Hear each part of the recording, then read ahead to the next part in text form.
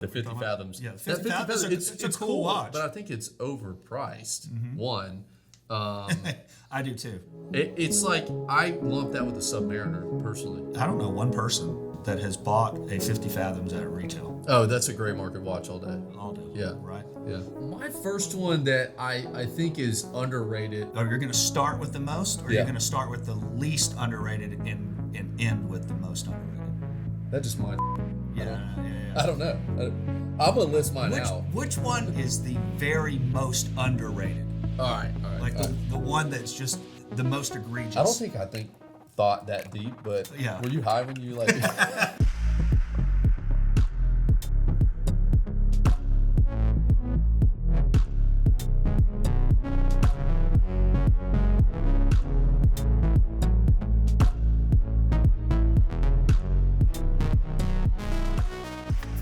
Hey y'all, Mike here with the Watch Bros, and we're back for another episode here with my partner and brother-in-law Jason. You introduce yourself, How's I it guess. going, man? You're lively today. Yeah, man. You got to bring the energy. I love it. So want to talk a little bit about the agenda today, but before we do, we'll do a quick wrist check. We'll hit our agenda, and then we'll dive in with some good content that we want to share with you all.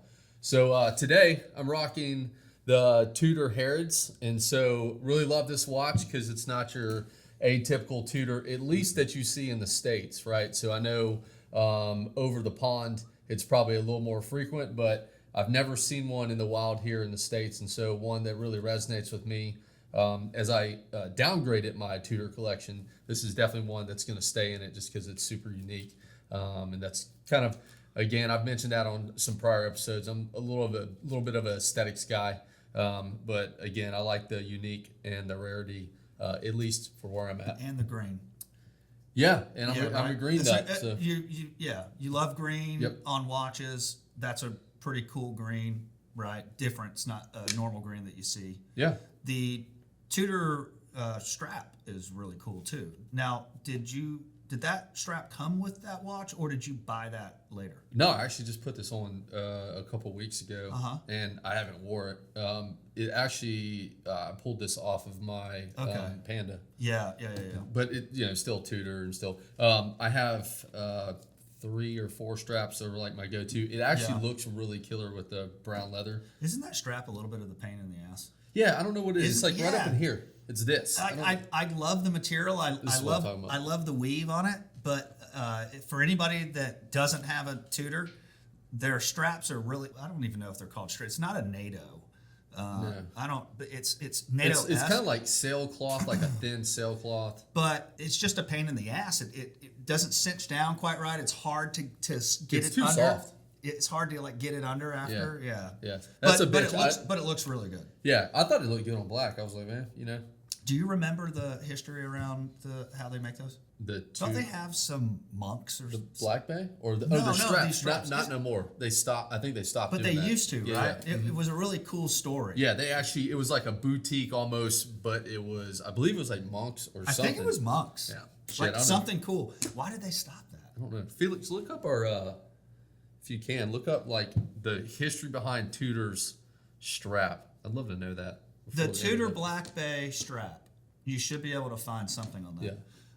That's awesome. I don't know, but it was cool. And I guess they're just too thin. Like you try to fit it in, and it's just a bitch. So, but it looks good, and it does. I haven't worn this watch in months. I changed the strap and was pumped, and then it sits in the box. It's funny, just changing out a strap. All of a sudden, you want to wear that watch again. This episode just made me do it because I was like, I don't want to come on here with a freaking Batman every time I'm on this episode. Actually, I think that's healthy for you. Yeah. Don't you? Yeah. When we have to record, then you want to wear something different that you haven't worn before, so it forces you to pull something out of your collection. Yeah. But anyways, what are you rocking? I am rocking the AP Royal Oak today, and I love this watch. It's absolutely gorgeous. AP's finish is really top notch. Now I have been wearing this. It's banged up a little bit. I'm not afraid. You knocked the shit out of it right there. I'm not afraid to bang up my watches at all. Listen, you take it, you get a light polish on it, it's like brand new again. But yeah, this is what I'm wearing. It's the Black Dial version. 15510 OR is the reference number for it. It's got the newest movement. Got a really beautiful display on the back. The clasp for this is probably the best deployment clasp that is made by anybody. It's just so nice. It's so smooth. Even sounds good when you Yeah, shut it. It's got like nice that and portion tactile door close. click. Yeah, it's really nice. And yeah, I think that I just love AP. It's one of my favorite watch houses. And I think that the way that they finish out their cases is top notch. It's one of the best amongst all of the different watch houses that are out there. So, funny enough, AP creates the cases for Longa. So Longa actually outsources their cases to AP.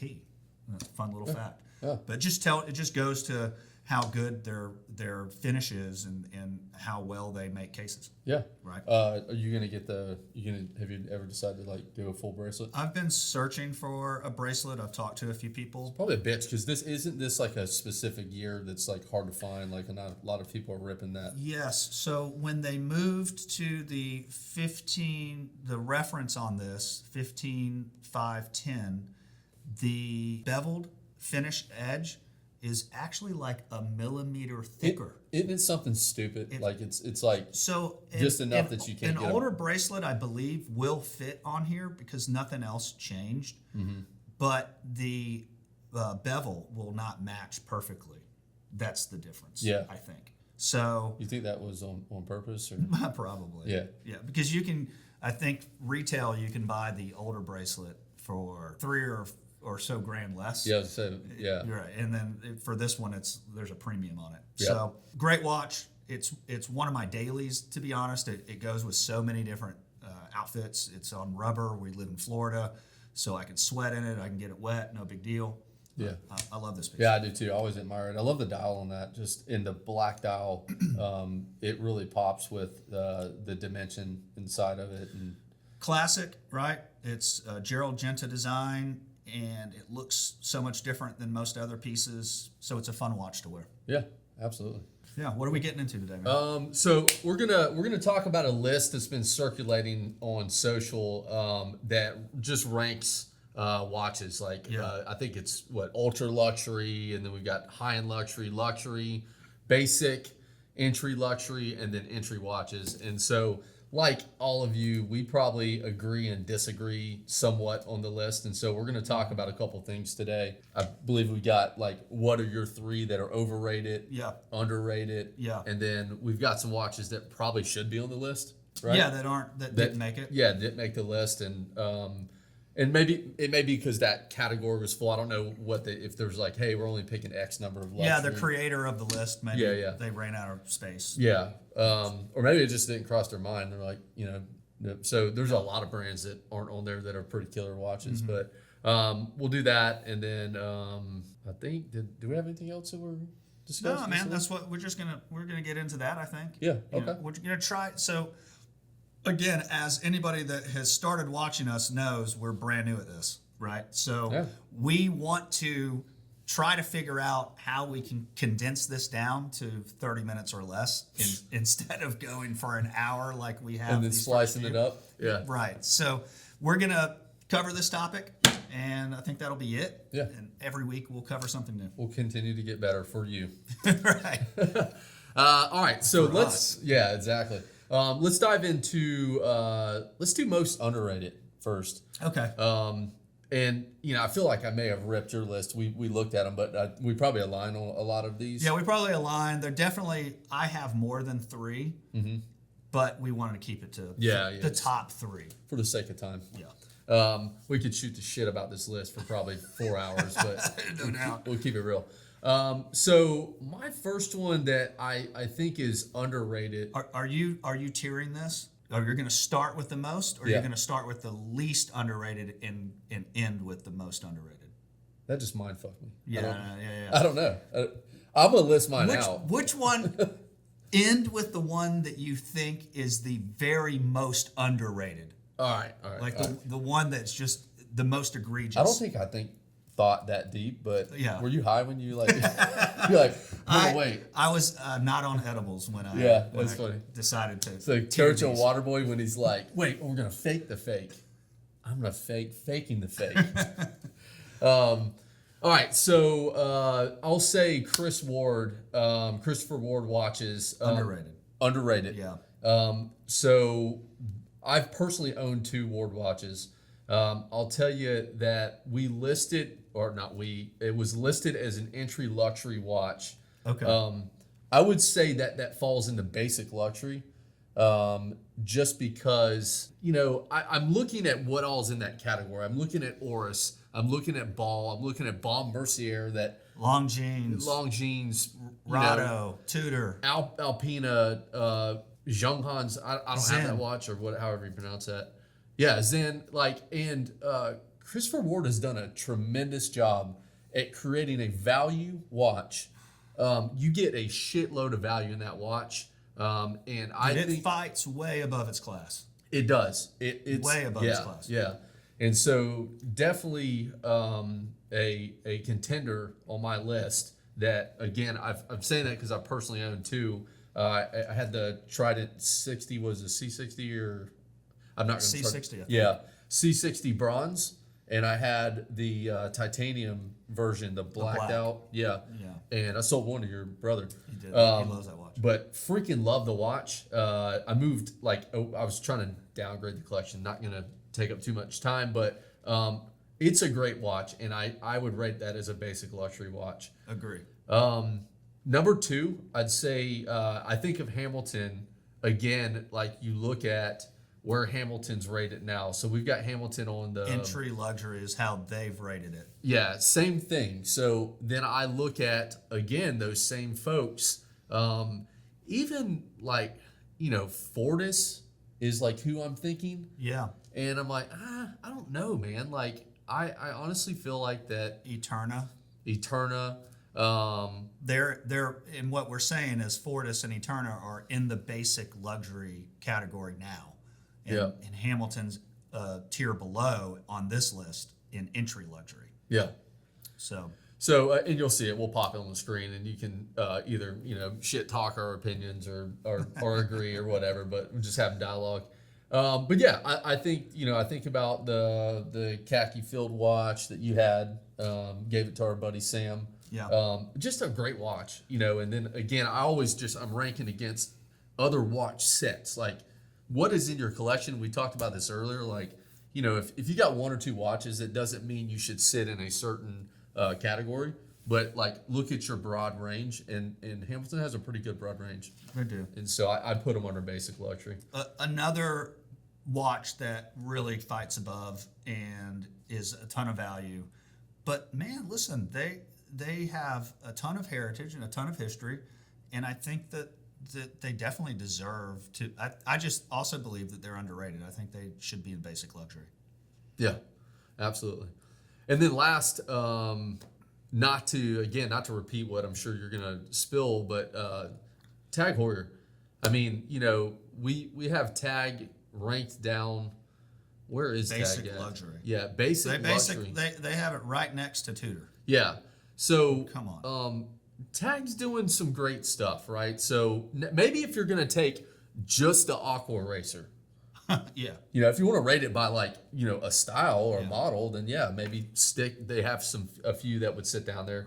Right. That's where my mind goes, and maybe that's where the author of the list, the creator of the list, went. It was thinking about all that, but I think about their Skipper, their higher end Carreras, their precious metal Carreras, and that does not put you in a basic luxury with solid rose gold watches. If you're putting out solid rose, you're putting out some heritage pieces. I think about Octavia. Am I saying it right? Yeah. Octavia. That's not a entry level watch. Not at all. And so they have some good complications, and I feel like that they are deserving and could sit along Breitling. I kind of categorize them like with Breitling, and maybe even better. I like Breitling a few. So you and I are on the same wavelength. Yeah. And we'll probably get into that in just a little bit. Yeah, so I think about that. I don't even know who the hell Quorum is. I don't know. Is that wrong? Am I not a watch guy unless I know who that is? No, Do you know who that is? No, there's a few on here that I'm not. I know the names, but I'm not familiar with the brand at all. Yeah. So I can't say anything about that. But Grand Seiko. I don't know if I'd rate them against that, but I think they're better in Bulgarian. I'll talk about that in a little bit. Yeah, for sure. What about you? Actually, you just took my list, but I'm gonna. I will, I didn't want to do any fucking homework. I'm like, dude, I'm just gonna rip his list. No. I made the mistake of sharing my list with Michael, and then I look up and it's. I should have just freestyled it. It's the same fucking list that I have. What I'm going to do is I'm going to rank them. I will say that I think that I'm going to start from the least underrated to the most underrated. So for me, the least underrated up there is Hamilton. And we've pretty much discussed what we think about Hamilton, but I think it is a great watch. They have really beautiful dials. They have their khaki field. There's a broad range of styles of khaki field, but they're all really cool pieces. Mm-hmm. Yeah. And when I see a khaki field, to me, that's nicer than Squally. That's nicer than Mido. That's nicer than a lot of glycines. Definitely nicer than Marathon. And so they've got them listed. Zodiac. They've got them listed. Zodiac's cool. I have a Zodiac. They're cool, but Zodiac and Yema, I feel like there's they got edge on them. I feel it's underrated. I definitely think that a Hamilton and an Oris and a Zen, they all play in the same sandbox. Yeah. So I would rate them as basic luxury. Yeah. The next on the list is Christopher Ward. And Christopher Ward definitely does not deserve to be put in the entry luxury where they're placed now. Christopher Ward, without a doubt, should be in what they categorize as basic luxury. You get more value out of Christopher Ward than you do most of the brands that are listed there. They've got the 12, they've got which is a killer watch. They've got the 12X. That's their new skeletonized watch that they've come out with. Titanium version? It's titanium. Yeah. That thing is a beast. It's nasty. I don't remember exactly what retail is, but it's about $5 or $6 grand. I think it's $6. I get Chris Ward magazines, and I think I get. So imagine for $6,000, you get a titanium skeletonized watch. Nobody else is making that, and it's made to a really high level. Yeah. It's not a cheap. It's not made cheaply. Yeah. So there's no way that entry level is where Christopher Ward should be. It's a solid basic level, basic luxury watch. And then my last most underrated would be Tag Heuer. Are you fucking copying my list? Well, I don't. Who made it first? Dude, I feel like I did. Tag for sure needs to be in the luxury category. It is as good, if not better, than Breitling, Cartier, IWC, Zenith. That it is well underrated on this list, and it's an underrated brand right now. They have done a ton to really improve not just brand reputation, but they really have started to look at more complicated pieces, better finish work, really beautiful materials that they're using. Attention to detail. They've really attention to detail. So they have the Monaco split seconds titanium that they've come out with. Yep. That is a beast of a watch. Yeah. I mean, that thing is absolutely amazing. The glass box, the skipper. Glass box is sick. I'm about to buy the skipper. I got a call. We'll do another thing, but That's I got awesome. a call to be in 2 days. That's awesome. Yeah. Good. I'm super excited to see that. Yeah. So, but when you have that in your lineup and that's the quality of watch that you're making, I definitely disagree with this list and believe that it should be in the luxury category. Yeah, I agree. Cool. You want to jump over to overrated? Yeah, let's look it over. Let's do it. And so I didn't put mine in order, so I'm not as prepared as this guy. He's a little more analytical, and y'all will get to know that I fly by the seat of my pants. Jason actually preps and prepares, but I'll say the first is, and I'll probably butcher the name. I know I practiced it. Julius Nardin. Ulysse Nardin.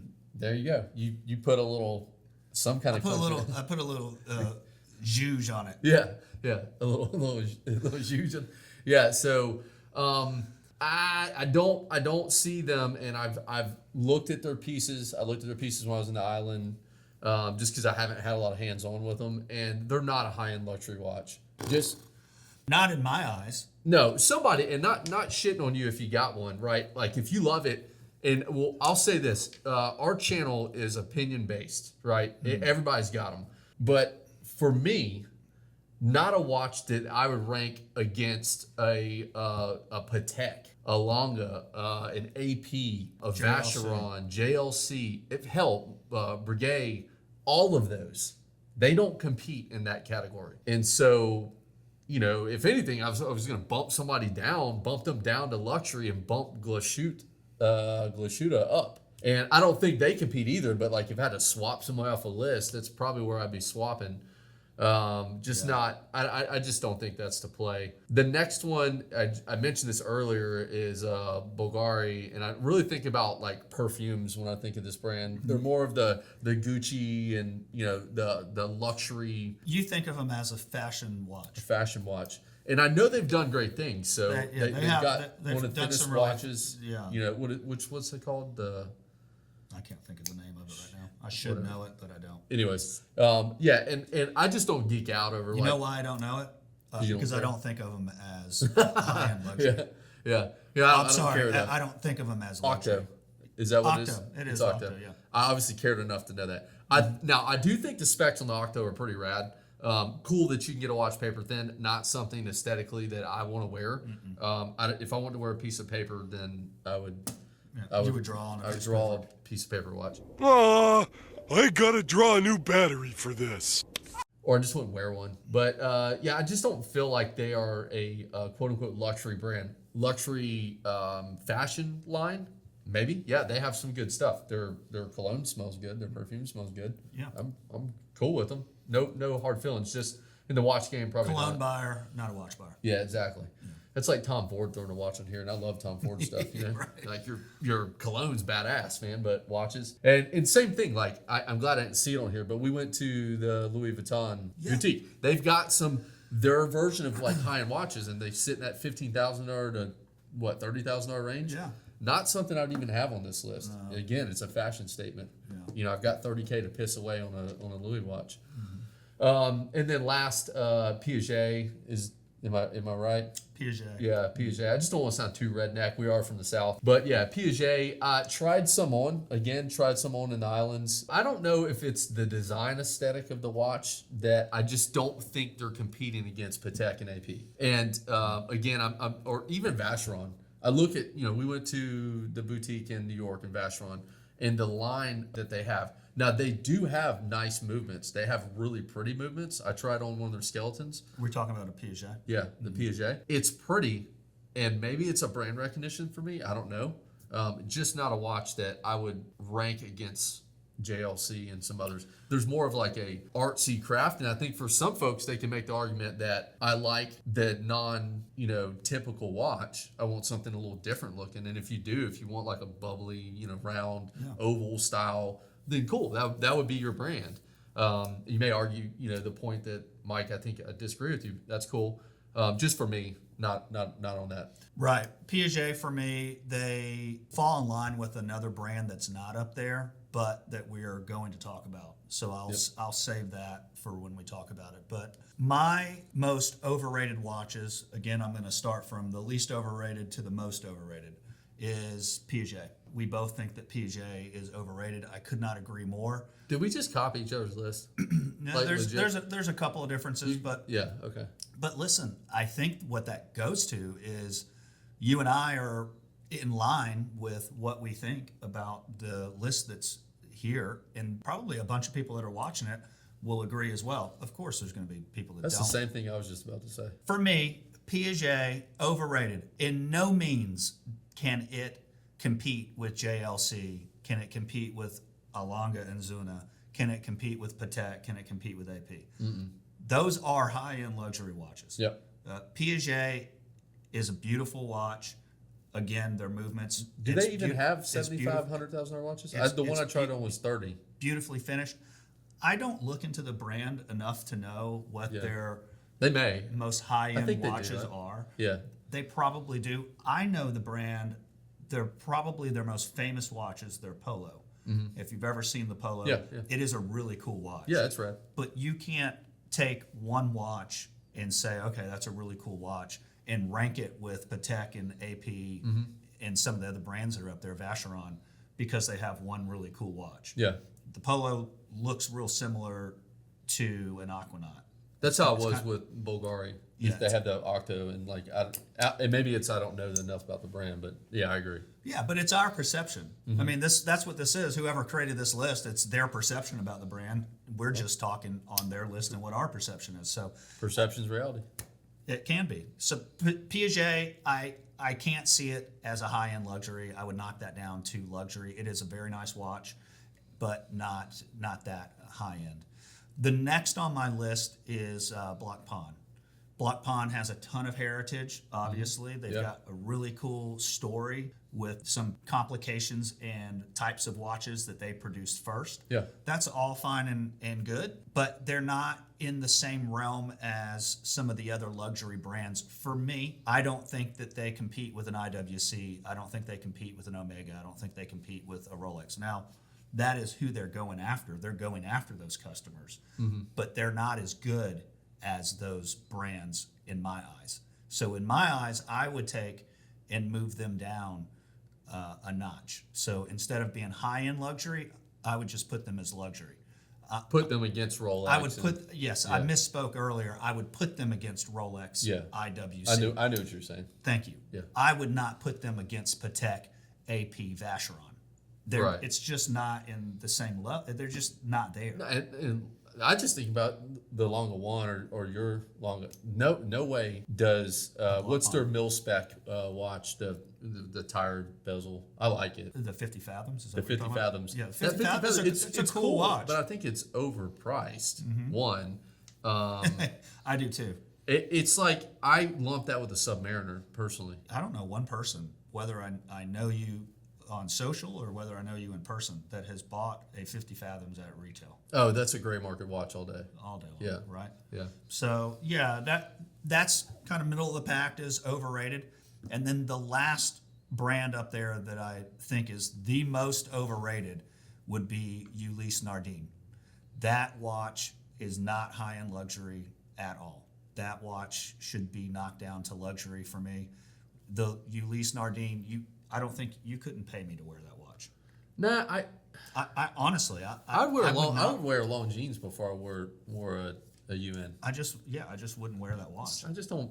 I mean, they don't have a single model that I like. I don't like the look of that watch. I don't like the aesthetic. Is very Like off-putting. it's Almost. just off-putting. Yeah. Gross was the word I was going to use. Gross. Yeah, it's just for me, it's gross. So definitely not a high-end luxury. Whether I think it's gross or not, I don't know how you could ever argue that it's as good as Patek AP, Alonga, and Vacheron. So yeah, that's how I've stack ranked these. Yeah, I agree. What about your? And I'll kick mine, but let you go first on this one.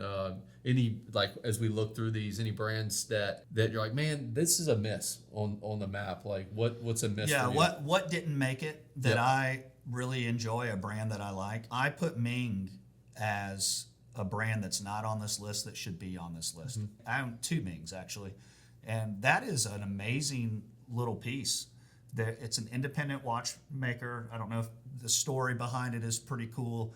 I don't have all of the details, but basically a watch photographer, the guy that was just photographing watches all the time, decided that he had seen enough watches that he felt like he could design something that was, a gap in the market. Yeah, And you're probably like you and I that's look how at a watch and Ming I'm like, was born. this would be so much more. This would be rad if it had this. Yeah, right. And If it that had case this had and that. we did this. Yeah, I agree. Ming is in fact, I was just admiring their new release that came out yesterday. I think it looks like the kind of celestial. Yeah. They come out with some really cool pieces. Everything is limited run. That's how they do it. And they've come out with a GMT movement. Yep. They've come out with a world timer. Hell, they got some high end. They've come out with a tourbillon. Yeah. They're an amazing brand, and for them not to be on the list is a big miss for me. I would categorize them if I was to add them as basic luxury. I don't think it's fair to say that they could compete against Rolex and Omega and Glashütte, even Chopard and Breitling. I don't know if they could compete against them. Yeah. I would argue that For a boutique, they could. They make some better watches and movements than some of those brands that I just mentioned, but definitely they should be up there, and I think that it should be in basic luxury. Yeah, I'd agree with that. What about you? You know, I just got done selling this watch, but Gerard Perregaux. Yeah, Gerard Perregaux. Yeah, not up here. It's a great watch. Great it's watch. Great watch brand. The Laureato is what you had. Yeah, and so had the white dial, and I'll tell you, I would have kept it if it was navy blue or the green. That watch I mean, when you talk about like the clasp and everything being like butter in that watch, the bracelet wears so nicely. It's just, and you can feel the movement. It's got integrated lugs. Lugs. It hugs the wrist really nicely. Yeah. It does wear big. Yeah. It wears bigger. Yeah. But a really comfortable sports watch. Yeah, and I got the white dial off of Watch You Seek and got a pretty good deal. I did a trade for my Black Bay Pepsi GMT. Yeah. And a couple grand. You know, that's retails at what, 14K? Something like 10K, 12K. So I felt like I had, got a great deal actually. And I'll tell you again, catering back to aesthetics, I wanted a flat white dial. Like, I don't know what it is. I can appreciate silver white, but some brands call white and it's silver. And for some reason, I felt like that was competing against my Platinum Yachtmaster. It's just I already have that look. Different watch, different case design. In fact, the case design's nicer than the Yachtmaster, all that. Probably should. I wouldn't get rid of the Yachtmaster, but I just felt like it was the same watch to me. Like just looking through it. It was similar enough that you didn't want to pull it out and wear it. Yeah. And it's so much so that I went and bought a navy blue dial for the Yachtmaster. And I was like, this will be a different watch. And I bought a navy blue rubber B strap. Yeah. Still haven't changed any of that shit because I tried and my dial got screwed up. But yeah, whole other story. That was a whole nother story. We'll talk about watch fails on one of these episodes soon. But so I would say that is a very nice brand that I would stick in up against IWC. Yes. Up against Chopard. Yes. Up against Zenith. All of those. All of them. They smash all of them. You're placing it in the same category that I would place it. Yeah. And to circle back when I was talking about Piaget earlier. Yeah. That watch brand and Gerard Perregaux, to me, they're very similar. Yeah. So that's why I said Piaget should be knocked down from high-end luxury to luxury. Yeah. And I would take Gerard Perregaux and I would put them next to Piaget in luxury. Yeah, I agree. I think it's a very nice watch. Yeah. Their movements are beautiful. They're beautifully finished. They're in-house movements. It's a great watch. Winding the watch is smooth. Oh man, I tell you, I also had a Laureato. In fact, I sold my Laureato when I got my Royal Oak because they were similar watches. The Laureato was always a placeholder for a It has Royal the Oak. same like kind of AP case design-ish. Yeah. Not as quite as prominent cuts, but Yeah. Fun fact that the Laureato actually was released before the Nautilus.